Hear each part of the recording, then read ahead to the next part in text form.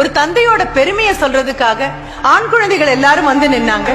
அந்த அவங்க வந்து நின்ன போது என்னுடைய மிகப்பெரிய சந்தோஷம் என்னவாக இருந்தது தெரியுமா? போறவரை எல்லா இடங்கள்லயும் சொல்வேன், அம்மாவுடைய பெருமையை ஆண்டவன் உட்பட எல்லாரும் சொல்லியாச்சு. தாயுடைய பெருமையை சொல்லாம யாரும் போனதில்லை.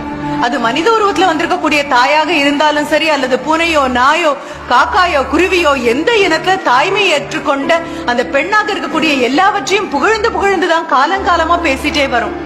ஆனா தந்தை அப்படின்னு சொல்லக்கூடிய ஒரு நபர் குடும்பத்தினுடைய வேர் மாதிரி இருக்கக்கூடிய நபர். யாரும் இந்த வேரை பாராட்டினது கிடையாது. வேர் இருட்டுக்கு மட்டும்தான் சொந்தம், வேர் உழைப்புக்கு சொந்தம். இந்த இருட்டுக்குள்ளேயும் உழைப்புக்குள்ளேயும் இருக்கக்கூடிய தந்தையை பாராட்டுறதுக்கு அப்படின்னு யாரும் வந்தது கூட கிடையாது. நீங்க மரம் பச்சையா இருக்குன்னு சொல்லுவீங்க, ஆஹா கிளை எவ்வளவு ஆரோக்கியமா இருக்குன்னு சொல்லுவீங்க, இலைகள் எவ்வளவு பசுமையா இருக்குன்னு சொல்லுவீங்க, பூ எவ்வளவு அழகா இருக்கு, மொட்டை எவ்வளவு அழகா இருக்கு, காய் எவ்வளவு ஆரோக்கியமா இருக்கு, கனி எவ்வளவு சுவையா இருக்கு அப்படின்னு கை கொட்டி நாம அத்தனை பேரும் பாராட்டுவோம். பக்கத்துல நின்று புகைப்படம் கூட ஏத்துக்குவோம். ஆனா எதை மறந்து போயிடுவோம் தெரியுமா? அந்த மரத்துல சாஞ்சு அதனுடைய உறுதியை பத்தியும் அதனுடைய அழகை பத்தியும் வனப்பை பத்தியும் அது தரக்கூடிய நிழலை பத்தியும் பேசும் பொழுது வெயில் அதிகமாகத்தான் நிழல் இன்னும் அதிகமாக விழும். வாழ்க்கை இன்னும் கடுமையாகும் போதுதான் இருட்டுக்குள்ளேயும் வெளிச்சம் இல்லாத, கைதட்டல் இல்லாத, பாராட்டு இல்லாத பாறாங்கல்லுக்கு இடையில புகுந்து புகுந்து போராடி வேர் ஓடினா மட்டும்தான் அந்த மரம் அப்படி நிக்க முடியும். உண்மையாகவே அப்பாவோட இன்னைக்கு காலையில சண்டை போட்டுட்டு வந்த குழந்தைங்களாக இருக்கலாம்.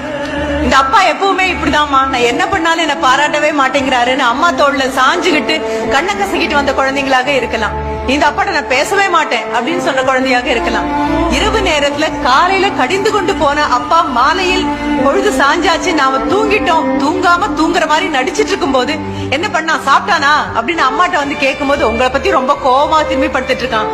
அம்மாவுக்கும் அப்பாவுக்கும் நடக்கக்கூடிய உரையாடல் காதுல கேட்டாலும் அப்பா கிட்ட கோபம் இருக்குன்னு திரும்பி படுத்துட்டு தலையணைக்குள்ள முகத்தை புதைச்சுக்கிட்டு வந்து என்ன தொடட்டும், தலையை தடவி கொடுக்கட்டும் அப்படின்னு காத்துட்டு இருக்கக்கூடிய குழந்தைங்க உட்பட அத்தனை பேருக்கும் இங்க மேடையில ஒரு தகப்பனுடைய பெருமையை சொன்ன பொழுது கண்டிப்பாக கண்ணோரத்துல ஈரம் கசிஞ்சிருக்கும்.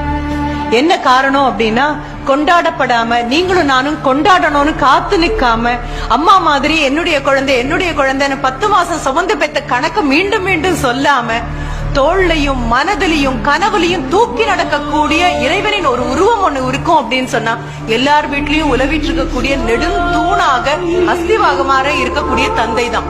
எல்லார் மனதுமே ஒரு ஈரம் கசிஞ்சிருக்கும். அப்பாக்களோட கோவப்படாத நாட்கள் உண்டா, அப்பாவோட சண்டை போடாத நாட்கள் உண்டா? ஆனாலும் அம்மா எத்தனைதான் தோல்ல சாச்சுக்கிட்டாலும், அம்மா எத்தனைதான் இடுப்புற தூக்கி வச்சுக்கிட்டாலும், அம்மா எத்தனைதான் பார்த்து உணவு கொடுத்தாலும் தாண்டி போகும்போது அப்பா செல்லமா ஒரு தோல்ல ஒரு தட்டு தட்டினாரு அப்படின்னா ஒரு மாசத்துக்கு தாங்குவோம் தான்.